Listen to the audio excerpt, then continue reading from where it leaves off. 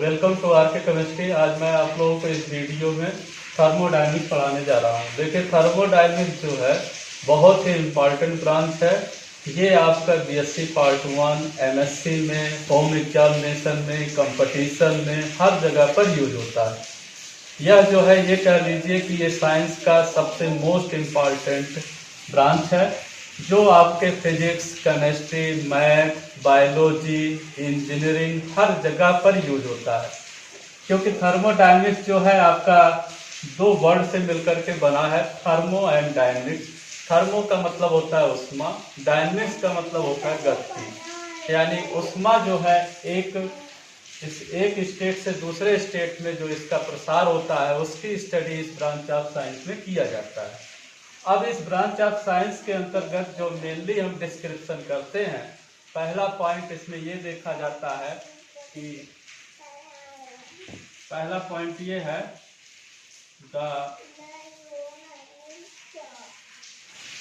पहला पॉइंट ये है इसमें कि energy can not be created not destroyed, it can only change one form to another form.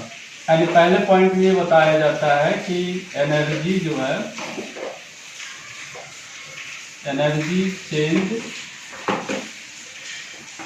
One form to another form. क्योंकि energy जा सकता है, इसको केवल एक फॉर्म से दूसरे फॉर्म में चेंज किया जा सकता है। इसी को फर्स्ट लॉ ऑफ थर्मोडायनेमिक्स भी कहा जाता है। दूसरा पॉइंट इसमें इस ब्रांच ऑफ साइंस में बताया जाता है the effect of energy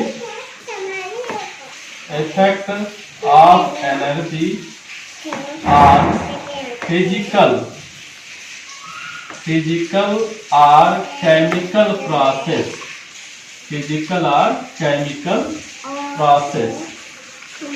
physical process का मतलब ये है जैसे किसी केमिकल रिएक्शन में टेम्परेचर, प्रेशर, डेंसिटी, विस्कोसिटी, इन सब में आपका एनर्जी का क्या रोल होता है।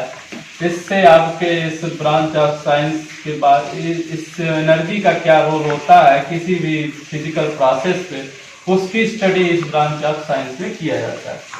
केमिकल प्रोसेस का मतलब जैसे मान लीजिए कोई रिएक्शन है, N2 + 3H2 बराबर 2NH2। इसमें आप लोग पढ़े होंगे कि इसमें जो है यह रिएक्शन जो है एक्सोथर्मिक होता है। एक्सोथर्मिक का मतलब इस रिएक्शन में जो है उष्मा निकलती है। तो एक वैज्ञानिक हैं थर्मोडायनेमिक्स में थे जो लासाटेलियर थे, इन्होंने ये बताया था कि अगर किसी रिएक्शन में उष्मा निकलती है तो उस रिएक्शन को मैक्सिमम क्वांटिटी में प्रोडक्ट प्राप्त करने के लिए लो टेम्परेचर देना पड़ता है। Low temperature and high pressure.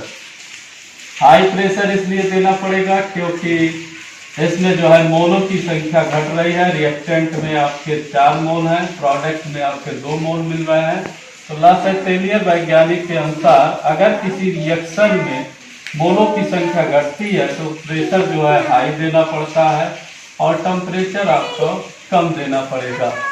तो इसका मतलब जो एनर्जी का इफेक्ट होता है फिजिकल और केमिकल प्रोसेस में, उसकी स्टडी जो है इस ब्रांच ऑफ साइंस में भी बताया जाता है। तीसरा इसमें है पॉइंट द पॉसिबिलिटी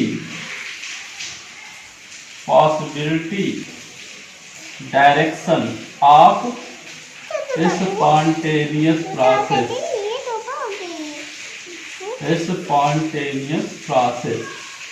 देखिए, स्पॉन्टेनियस प्रोसेस का मतलब ये होता है कि नेचुरल प्रोसेस, जितने भी नेचुरल प्रोसेस हैं, जैसे आपका मान लीजिए कि आसमान से पानी गिर रहा है, पेड़ से फल गिर रहा है, ये सब नेचुरल प्रोसेस है। यानी सब जो है इरिवर्सिबल डायरेक्शन में होते हैं। तो जितने नेचुरल प्रोसेस हैं उनकी पॉसिबिलिटी होने की संभावना और डायरेक्शन, किस डायरेक्शन में जाएंगे, उसकी स्टडीज ब्रांच ऑफ साइंस में किया जाता है। अब डायरेक्शन का मतलब यह है कि जैसे आपने इस रिएक्शन को देखा तो इसमें ये पता चला कि अगर आप low temperature and high pressure देंगे तब आपको मैक्सिमम क्वांटिटी में जो है अमोनिया प्राप्त होगा।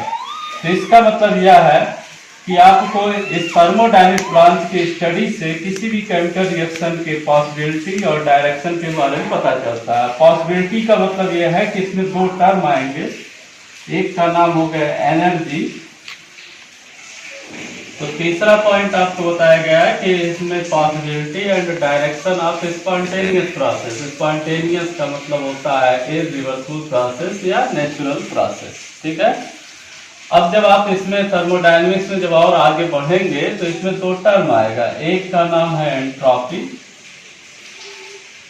एंट्रोपी जिसको आप डेल्टा एस से लिखेंगे, और एक का नाम है Gibbs free energy, free energy, इसको डेल्टा जी से लिखा जाता है। इसमें आगे बताया जाएगा कि डेल्टा एस जो है अगर आपका किसी भी रिएक्शन के लिए पॉजिटिव होता है और डेल्टा जी का मान जब निगेटिव होता है तो रिएक्शन पॉसिबल होता है। जिसका मतलब यह है कि अगर रिएक्टेंट रिएक्ट करके प्रोडक्ट बना रहा है और इस रिएक्शन के लिए अगर हम एंट्रोपी का वैल्यू कैलकुलेट करें और अगर वह पॉजिटिव आ जाता है और गिब्स फ्री एनर्जी का मान निगेटिव आ जाता है तो हम कह सकते हैं कि रिएक्टेंट रिएक्ट करके प्रोडक्ट देगा। तो इसका मतलब आपको क्या पता चल गया, पॉसिबिलिटी, आपको संभावना पता चल गया, यानी रिएक्शन हम रिएक्ट कराने से ही पहले हम उसकी एंट्रोपी और गिब्स फ्री एनर्जी कैलकुलेट कर लेंगे, तब जाकर के अगर होता है ऐसा सिचुएशन आता है तब हम जो है ये रिएक्शन कराएंगे, नहीं तो नहीं कराएंगे। तो अगर हम आपको इस थर्मोडायनेमिक्स का समरी बताएं तो यह जो है आपका ब्रांच ऑफ साइंस है जिसके अंतर्गत जो है हम पहला पॉइंट एनर्जी का चेंज पढ़ते हैं, one form to another form. दूसरा है the effect of energy on physical और केमिकल प्रोसेस पे क्या होता है। तीसरा है the possibility and direction of spontaneous process. अब देखिए ये सब जो बातें हैं ये सब एक सर्टेन फंडामेंटल रोल पे काम करता है और उस सर्टेन फंडामेंटल लॉ को हम कहा जाता है थर्मोडायनेमिक्स लॉ। उसको क्या कहा जाता है, थर्मोडायनेमिक्स लॉ। और ये थर्मोडायनेमिक्स लॉ जो है आपके चार होते हैं। पहला है zero law, zero law of thermodynamics.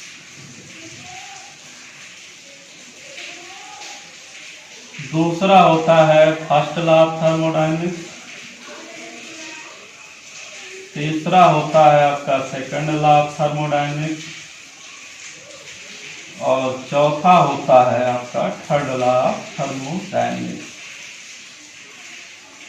तो ये सब जो है आपका जो भी इस ब्रांच में पूरा पढ़ाया जाएगा वो जितने भी लॉ हैं आपके चार लॉ हैं और इन चारों लॉ पे पूरा ये चैप्टर बेस्ड है, ठीक है। पहला जीरो, फर्स्ट, सेकंड, थर्ड। अब देखिए थर्मोडायनेमिक्स को समझने के लिए आपको इसमें कुछ छोटे छोटे टर्म को समझना पड़ेगा।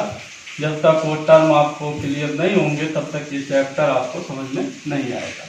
तो पहला टर्म आपको बताते हैं, पहला टर्म होता है थर्मोडायनेमिक्स प्रोसेस, ठीक है।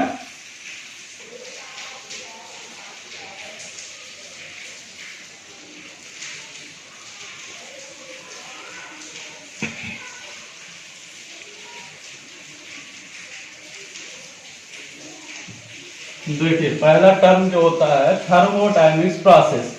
अब ये थर्मोडायनेमिक्स प्रोसेस जो होते हैं 7 होते हैं, 7। इसमें पहला है आपका आइसोथर्मल प्रोसेस, आइसोथर्मल प्रोसेस, ठीक है। दूसरा होता है एडियाबेटिक प्रोसेस, एडियाबेटिक प्रोसेस। तीसरा होता है आइसोबारिक प्रोसेस। चौथा होता है आइसोकोरिक प्रोसेस। पांचवा होता है आपका साइक्लिक प्रोसेस। छठवां होता है रिवर्सिबल प्रोसेस। सातवां होता है इरिवर्सिबल प्रोसेस।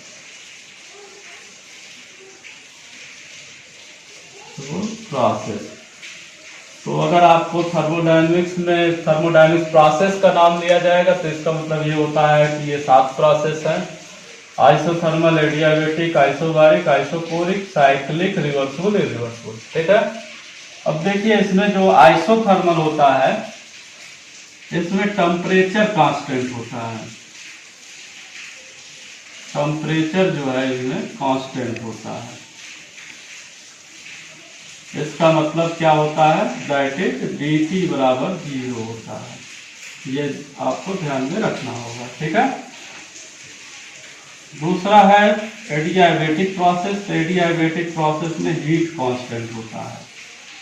हीट को थर्मोडायनेमिक्स में Q से लिखते हैं, ये कांस्टेंट होता है।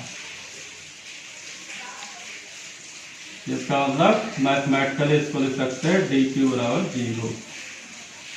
आइसोबारिक को हिंदी में समदाबी कहते हैं, जिसका मतलब इसमें प्रेशर कांस्टेंट होता है। प्रेशर को P से लिखा जाता है, प्रेशर कांस्टेंट होता है। इसका मतलब इसमें dP जो है 0 होता है। आइसोकोरिक में इसको वॉल्यूम इसमें कांस्टेंट होता है, इसमें वॉल्यूम कांस्टेंट होता है। इसका मतलब इसमें dV जो है 0 होता है, dV बराबर 0 होता है। साइक्लिक में आपके 2 चीज कांस्टेंट होते हैं। एक होता है एनर्जी कांस्टेंट, एनर्जी, जिसको किसी किसी किताब में E से लिखा रहता है, कहीं कहीं पर इसको U से लिखते हैं। और क्या होता है कांस्टेंट इसमें? एंथैल्पी कांस्टेंट होता है। एंथैल्पी क्या होता है? ये टर्म आपका आगे आएगा। ठीक है। तो ये दोनों इसमें जो है कांस्टेंट होते हैं, कांस्टेंट होते हैं। इसका मतलब क्या होगा? dE बराबर 0 होता है और dS बराबर 0 होता है।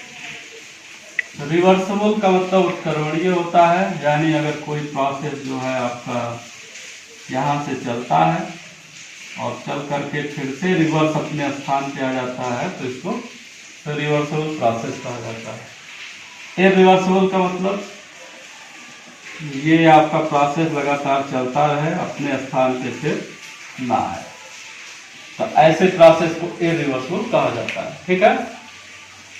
अब बात ये आता है कि ये तो जनरल बात हो गई, फिर आपको अगर इसको एग्जाम में लिखना होगा तो इसका डेफिनेशन कैसे लिखेंगे? तो हम आपको एक डेफिनेशन बताते हैं आइसोथर्मल प्रोसेस के लिए। तो देखिए आइसोथर्मल प्रोसेस के लिए अगर हम डेफिनेशन लिखें, एक प्रोसेस आइसोथर्मल प्रोसेस है जिसका डेफिनेशन हम लिखें तो क्या होगा? लिखेंगे a process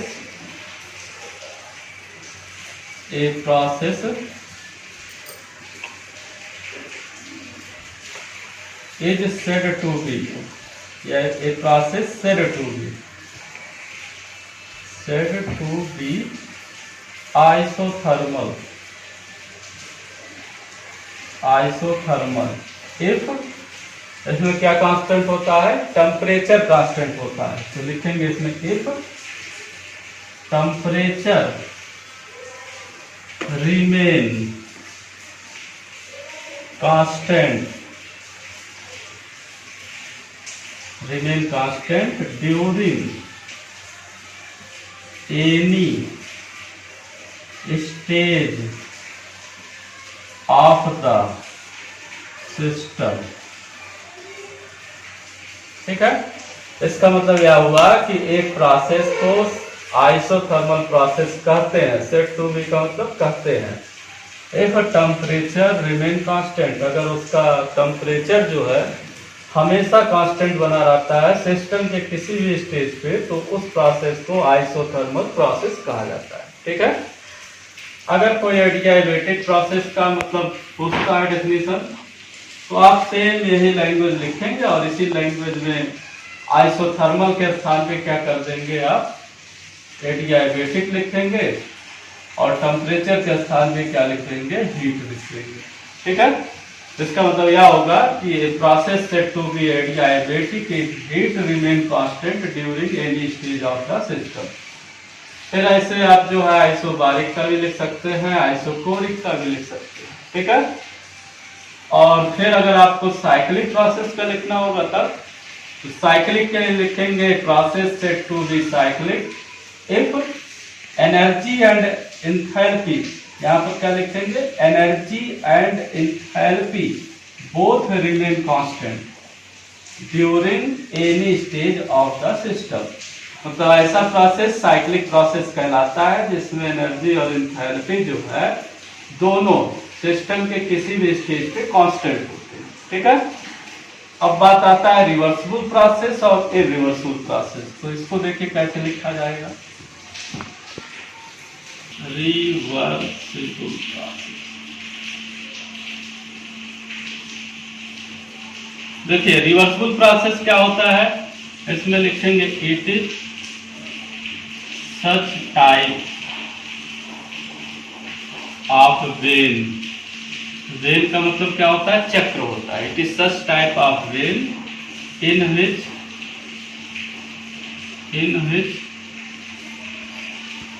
system return back its original state. मतलब यह एक ऐसा वेन होता है, ऐसा चक्र होता है जिसमें सिस्टम जो है रिटर्न बैक का मतलब चल करके फिर से वापस अपने इनिशियल स्टेज पे आ जाता है या ओरिजिनल स्टेट पे आ जाता है। इसको हम क्या कहते हैं, रिवर्सिबल प्रोसेस कहते हैं। ठीक है, अब अगर आपको ये रिवर्सिबल का लिखना होगा डेफिनेशन तो बस यहाँ पर क्या लिखेंगे, it is such type of when in which system does not return back. क्योंकि इसमें सिस्टम क्या होता है, अपने इनिशियल स्टेट या ओरिजिनल स्टेट पे वापस कभी नहीं जाता है। ठीक है, तो ये हो गया आपका थर्मोडायनेमिक प्रोसेस सातों का डेफिनेशन। इसके बाद अगला टॉपिक हम शुरू करेंगे सिस्टम सराउंडिंग्स एंड बाउंड्रीज।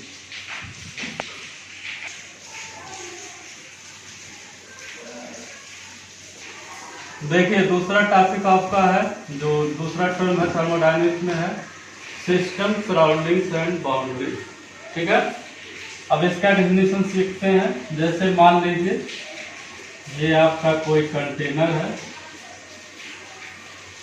इस कंटेनर में दो केमिकल डाले गए हैं ए और बी, ये आपस में रिएक्ट करते हैं। तो थर्मोडायनेमिक्स की भाषा में इस कंटेनर को कहा जाता है सिस्टम, इसको सिस्टम कहेंगे। और ये कंटेनर जितनी दूर तक है इसको कहा जाता है boundary.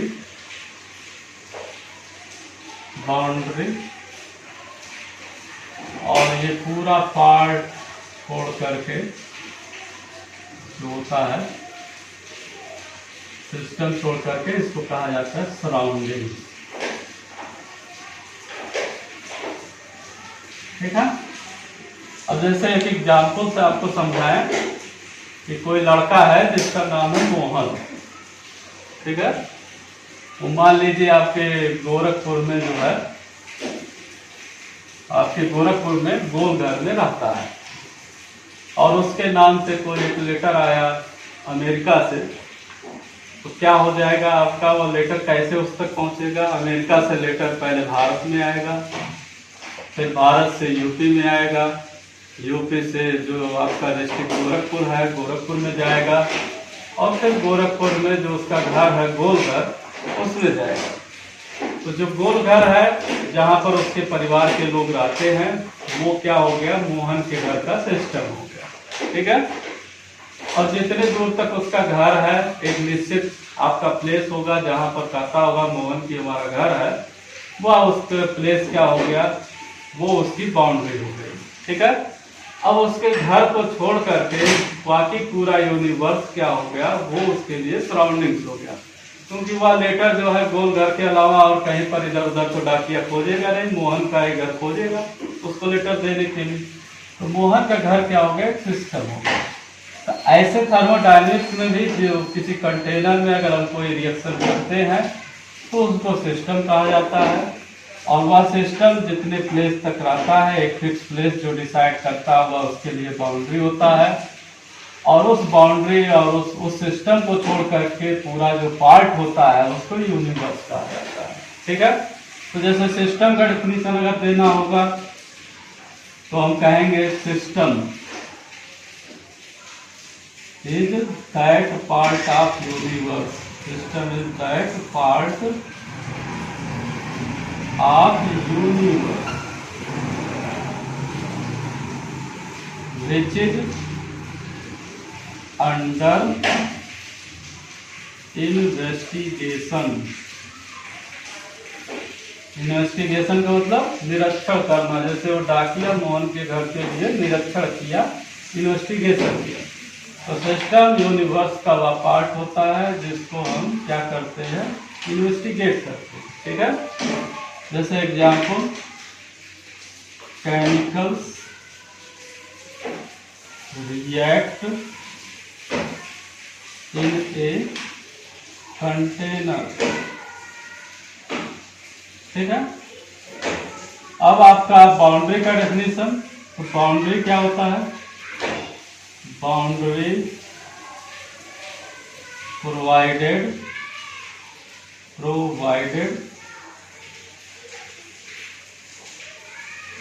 To the system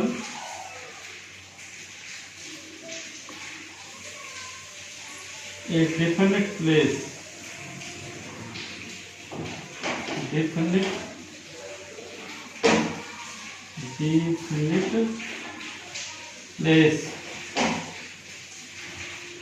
boundary provided to the system a definite place in the universe। Universe में बाउंड्री क्या करता है, सिस्टम को एक निश्चित स्थान देने का काम करता है। ठीक है, इसका एक और डेफिनेशन है, boundary separate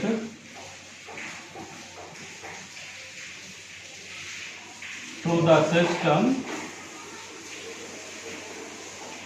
from rest of universe. Rest of universe यानी बाउंड्री क्या करता है, सिस्टम को जो बचा हुआ भाग है यूनिवर्स का उससे सेपरेट करने का काम करता है। रेस्ट ऑफ यूनिवर्स, जैसे वो डाकिया जो है मोहन का ही घर को खोजा, बाकी गोरखपुर भारत में बहुत सारे घर थे, तो वह उस मोहन के घर के लिए क्या हो गया, उस डाकिया के लिए रेस्ट ऑफ यूनिवर्स हो गया, बचा हुआ भाग। तो सिस्टम और रेस्ट ऑफ यूनिवर्स को जो अलग करने का काम करता है उसको बाउंड्री करते हैं। ठीक है, तीसरा है आपका यूनिवर्स। तीसरा जो है डेफिनेशन आपका सराउंडिंग्स का है, इसमें लिखेंगे rest of universe which is not under investigation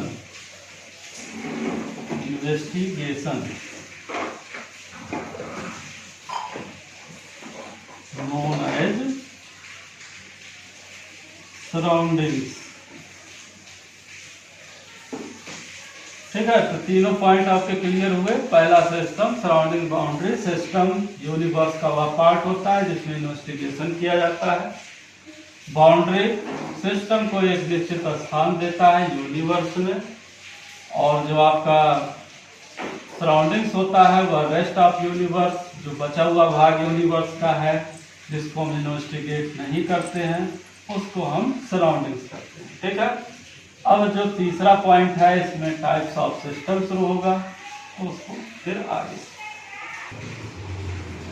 तो अगर समझ में आ गया है तो मेरे चैनल को एक सब्सक्राइब करिएगा, लाइक करिएगा, बेल आइकन दबाइएगा, जिससे मेरा कोई भी अगला वीडियो आता है उससे थर्मोडायनेमिक्स की पूरी सीरीज आएगी तो आपको तुरंत प्राप्त हो। चलिए, थैंक यू वेरी मच।